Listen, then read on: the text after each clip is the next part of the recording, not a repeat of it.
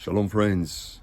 On this very same day, on the Hebraic biblical lunar calendar, 2 years ago, hell broke loose upon us here in Israel. The darkness fell.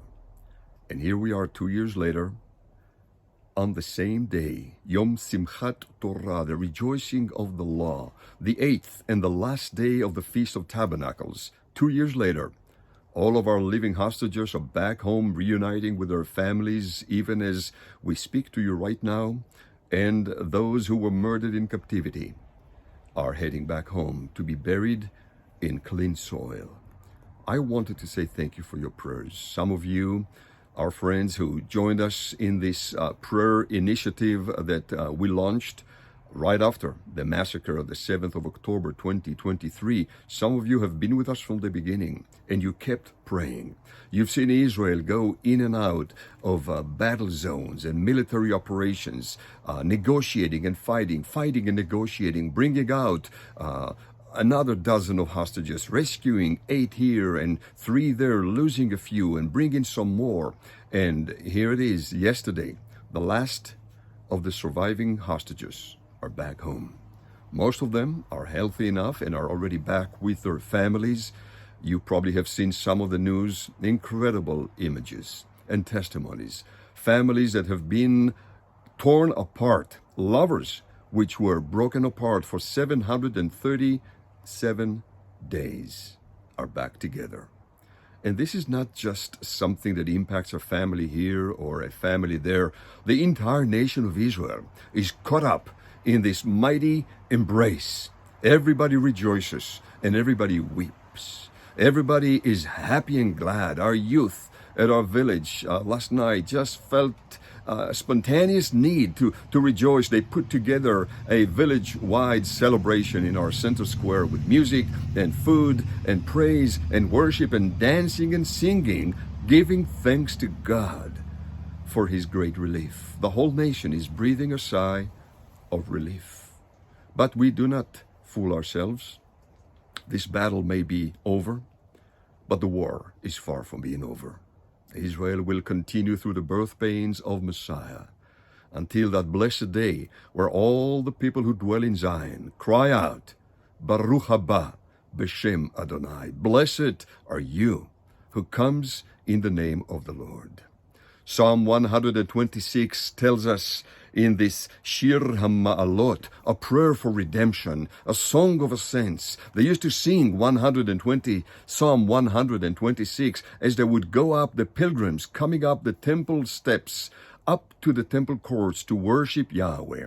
And in the midst of that psalm, Psalm 126 verse 4, the writer wrote, Restore our captivity, O Lord, as the springs in the desert, or as the Hebrew says, the streams in the Negev. Restore our captivity. Shuva Adonai et shvutenu ka'afikim ba'negev.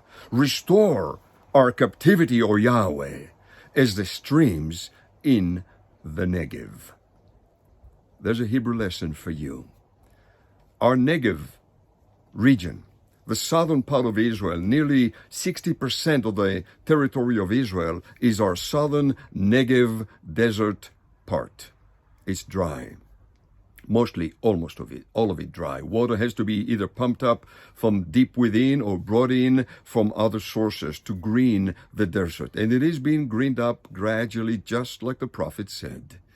But in the Negev, we have massive territories that are covered with a unique topsoil. We call it in Israel, les soil, L-E-S. It is a powder-like top-level soil that once dry, it just blows in a wind. That's where we get our dusty weather in Israel, where the weather patterns come in from the wilderness. It brings in that fine dust that drives everybody nuts.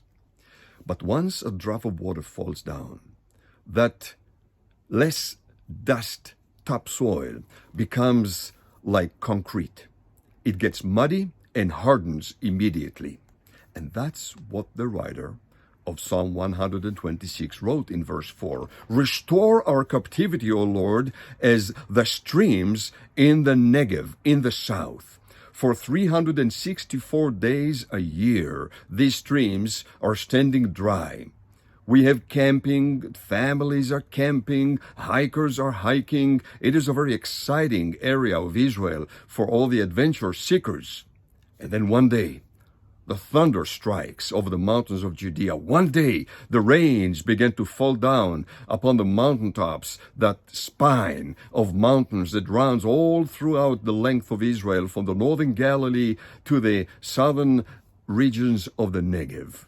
And once the rain begins to smite, it falls down, and those little riverbeds that stood dry for 364 days and became the playgrounds for families and campers and hikers, within hours, the hard topsoil becomes like concrete. It absorbs no more water, and these little dry riverbeds are becoming flash floods, and every year people lose their lives because they're not ready. They haven't heard the thunder strike. They didn't see the rain clouds on the west. And this is the prophetic word. Restore our captivity, O Lord, as the streams in the Negev, who stand dry and safe most of the year. And then one day, suddenly, with very little preparation, they become mighty and deadly flash floods, violent, within hours. And I believe that for the prayers of the saints and for those of you who stood with us in Israel, the whole nation is taking a deep breath of relief right now. Everybody is exhausted. It's been 2 years of an emotional roller coaster. The sirens are quiet.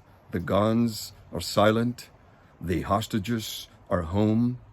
The land is breathing a sigh of relief. But we never know what tomorrow brings. We do know this, that he who began this good work within us, he is faithful, he is just, he is reliable, his word is credible, and he will bring it to pass for his name's sake. So thank you for your prayers. Thank you for your support.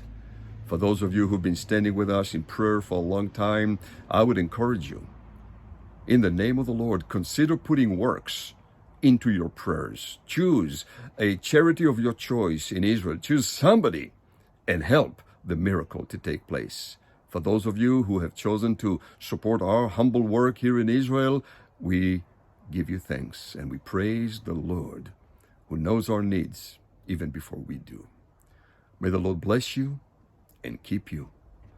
May the Lord lift up his countenance upon you and be gracious unto you. May the Lord lift up his beautiful smile over you and give you and your loved ones and all that you carry in your hearts. Shalom.